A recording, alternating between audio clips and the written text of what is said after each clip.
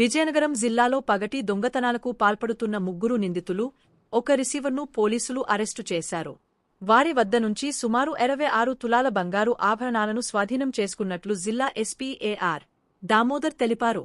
బొబ్బెలి, బాడంగ, సీతానగరం, ఎస్కోట, ధోగాపురం ప్రాంతాల్లో 10 చోరీ కేసులో ప్రధాన నిందితుడు పువ్వల మణికన్య ప్రమేయం ఉన్నట్లు గుర్తించారు.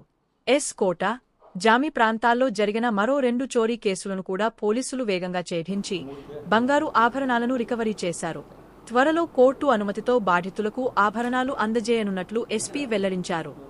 సంబంధించిన రాంభద్రాపురం నేటివ్ ఇతను ఫ్లిప్కార్ట్ ఏజెంట్గా పనిచేస్తూ బాడంగి అలాగే బొబ్బిలి టౌన్లో సీతానగరంలో డెలివరీకి వెళ్ళినప్పుడు ఆ హౌసెస్ అన్నీ కూడా ఇతను రెక్కి కండక్ట్ చేయటం, ఎవరు ఉంటున్నారు విలేజెస్ కాబట్టి ఎవరు ఉంటున్నారు ఎవరు లేరు, ఏ ఇంట్లో గోల్డ్ ఉంటుందని ఇతను ఒక అంచనా వేసుకోవడం, నీళ్లు అడిగినట్టు వాళ్ళని ఓనర్స్ని అడగటం, ఆ తాళాలు ఎక్కడ ఉంటాయి అన్నీ కూడా ఇతను అబ్జర్వ్ చేసేవాడు. ఇతను రెగ్యులర్గా ఫ్లిప్కార్ట్ ఏజెంట్ కాబట్టి వెళ్ళడం వల్ల ఇతనికి ఆ విలేజెస్ మీద రూట్స్ ఎవరు ఏ టైంలో ఉంటారో అన్నీ కూడా ఐడియా ఉంది కాబట్టి ఇతను దాదాపు 2023 నుంచి ఇప్పటి వరకు దాదాపు 10 కేసులు ఇతను దొంగతనం 10 ఇళ్లలో దొంగతనం చేయడం జరిగింది. అన్నీ కూడా మార్నింగ్ టైమే చేస్తాడు. మార్నింగ్ డే అఫెన్సెస్ అన్నీ కూడా. సో పనికి వెళ్తుంటారు అందరూ కూడా మార్నింగ్ 10, 11 అలాగా.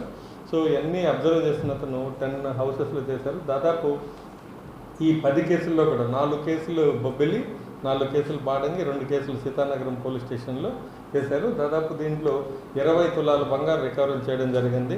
కొన్ని నెలల్లో ఇక్కడ ఉన్నటువంటి ఆభరణాలన్నింటిలో కూడా దాదాపు 20 తులాలు రింగులు, చైన్లు ఇలాంటివన్నీ కూడా చేయడం జరిగింది. 2023 నుంచి ఇతని ముందు కేసులు రిజిస్టర్ అయ్యాయి. రీసెంట్గా ఒక దగ్గర అటెంప్ట్ చేస్తే అతనికి కుదరలేదు. ఆ టైంలో మనకు ఇన్ఫర్మేషన్ రావడం, పోలీసులకు ఇన్ఫర్మేషన్ రావడం, బొబ్బిలి పోలీసు కొంచెం స్పీడ్గా యాక్టివ్గా చేయడంతో ఇతన్ని మనం పట్టుకోగలిగాం. సో ఇతని దగ్గర నుంచి దాదాపు 20 తులాల గోల్డ్ రికవరీ చేయడం జరిగింది.